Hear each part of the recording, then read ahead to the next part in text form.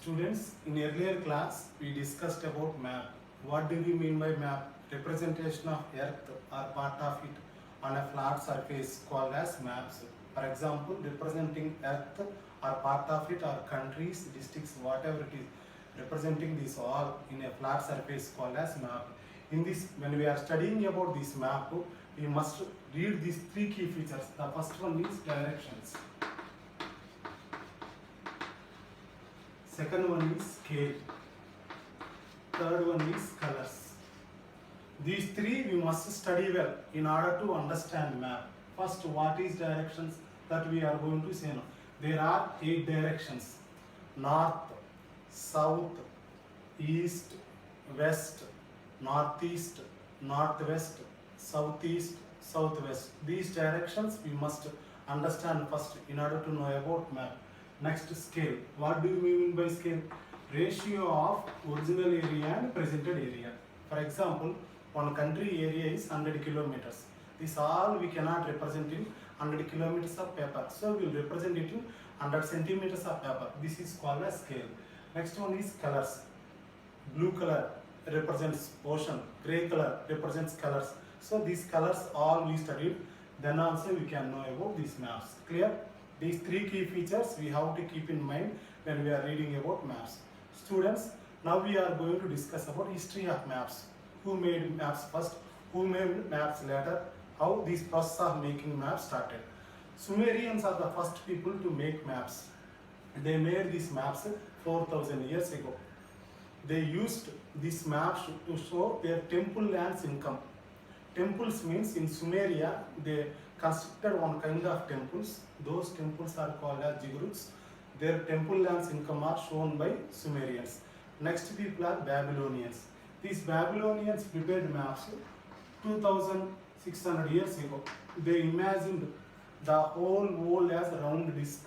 Inside of the disc they represented their cities, their rivers. Outside of that circuit they represented their bitter river. So first people to make map were Sumerians. Next people to make maps were Babylonians. Next people to make maps were Greeks.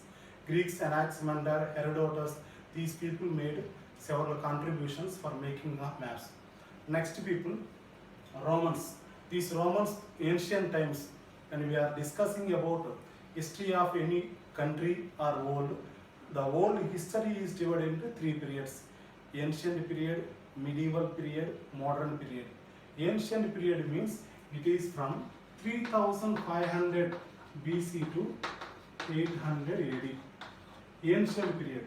Medieval period 800 AD to 1800 AD. Modern period 1800 AD onwards up to now. In ancient period, Roman people traveled a lot. They did trade so much. That's why they also made so many maps. These are the 4th people: Sumerians, Babylonians, Greeks, Romans. The next important person is Ptolemy.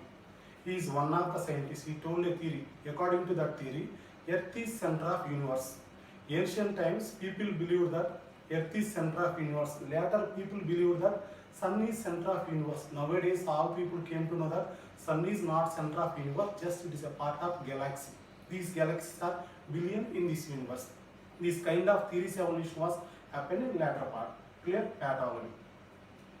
Next students, Mercator. Mercator, he is called as father of Dutch cartography. Because of him and by taking him as an inspiration, so many maps were in Dutch. Dutch is a country in Holland. They speak Dutch language. Holland main language is Dutch. That's why those people are called as Dutch. So Mercator is called as father of Dutch cartography. Next, Al-Idarsi is an Arabian map maker. In his map, the difference you will see that he represented north part in south and south part in north. At the same time, he also represented Arabia in more size, and he is shown in that map north part of Africa. This is about Al-Idarsi. Next we have Damingham. This Damingham is a Chinese map maker. In 1389, he prepared a map by using 17 square meters of cloth. In that, he prepared old map for his king. Next students, imperialism, colonialism, this we are going to discuss. In 18th century, European countries were well developed.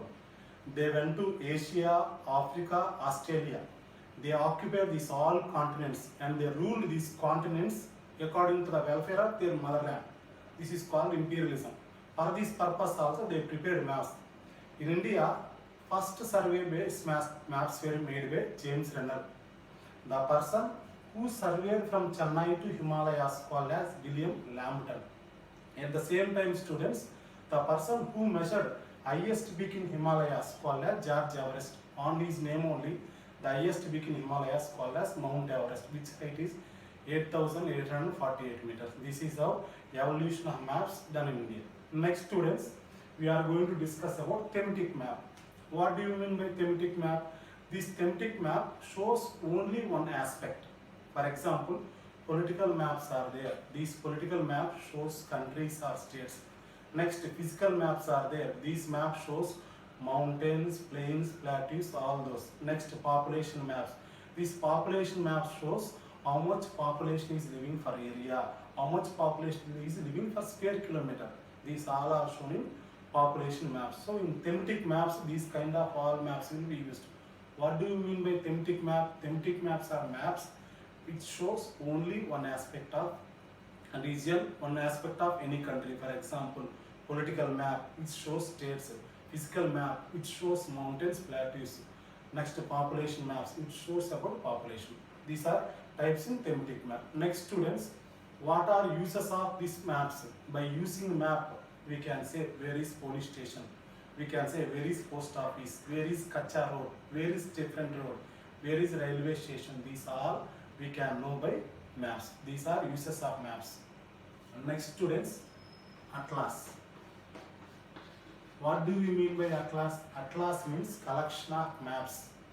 Atlas is a collection of maps. In this atlas, they will show earth information, they will show each continent information, they will show countries information, states information, districts information. These all will be shown in this book. So atlas is collection of maps. Next,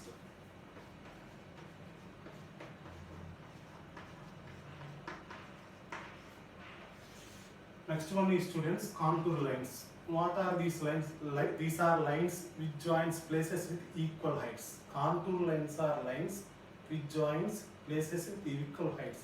When these contour lines are near, the steepness is more. When these contour lines are apart, the steepness is very less. Clear, students? Contour line, these are the lines which joins places with equal height. When these contour lines are closer, steepness is more. When contour lines are far, steepness is less. So atlas we discussed, contour lines we discussed. Next one, conventional symbols. What are conventional symbols?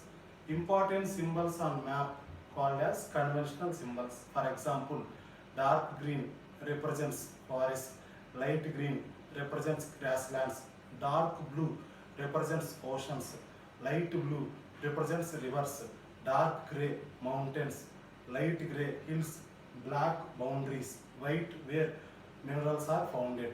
These all are conventional symbols. These all are used to show meaning of any region. Students, when we are learning about these maps also, we must know about continents. Continent, what do we mean by continent? Huge sheets of land on earth called as continents. Huge sheets of land on earth called as continents. Students, there are 7 continents on the earth. Those are Asia, Africa, North America, South America, Antarctica, Europe, Australia. These are 7 major continents. Clear, students? First one, Asia. It is called as largest continent. It is the biggest continent when we are comparing with other continents. Next, students, smallest continent. It is Australia is called as smallest continent. Next, students, Asia also called as most populated continent. Why it is called as most populated continent means when we are comparing these 7 continents, these continents have more population. Why these continents have more population? Because it have fertile lands. That's why more population is there.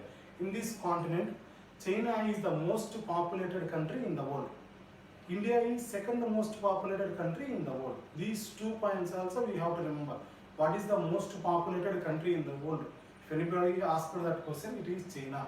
What is the second most populated country in the world? It is India. So most populated continent, Asia. Most populated country, China. Second most populated country, India. This we have to remember when we are studying about Asia.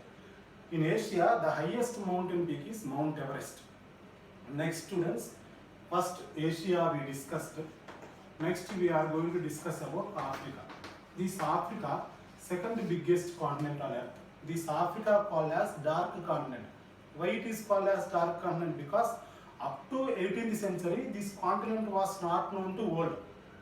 And there was also a rumor according to which the people who went to Africa, they were never seen again. Because north side of Africa, deserts are there. South side of Africa, huge forests are there. There is a mosquito in Africa. It is called as, if it bites, the person will die within 5 minutes. These kind of things are there. That's why most of the people never dared or shown any guts to go to Africa. This continent was not known up to 18th century. That's why it is called as dark continent. Third biggest continent is North America. This North America called as richest continent because of advancement in industries, technology, resources. It is called richest continent. Students, at the same time, one of the powerful country, USA, United States of America, located in this continent only. Next students, very important one when you are discussing about South America. This South America is called as birds continent. Why it is called as birds continent? Because 1500 types of birds are there in this continent. Amazon forests are there. These are called as lungs of the earth. 1500 types of birds are there in South America. At the same time, so many types of monkeys are there. Owl monkeys, spider monkeys, like that. So many types of monkeys. Because of all these reasons, South America called as birds continent. The first largest continent is Asia. Second one is Africa. Third one is North America. Fourth one is South America. Fifth one is Antarctica. It is called white continent. Why it is called as white continent? Because this continent is covered with snow. It is inhabited, not suitable for human living. That's why it is called white continent. Sixth continent is Australia. This Australia called as island continent. Students, when we are discussing about island, we must know what is difference between island and peninsula.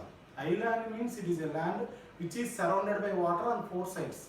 Peninsula means it is a land which is surrounded by water on 3 sides. Australia is an island, at the same time it is also a continent. That's why it is called as island continent.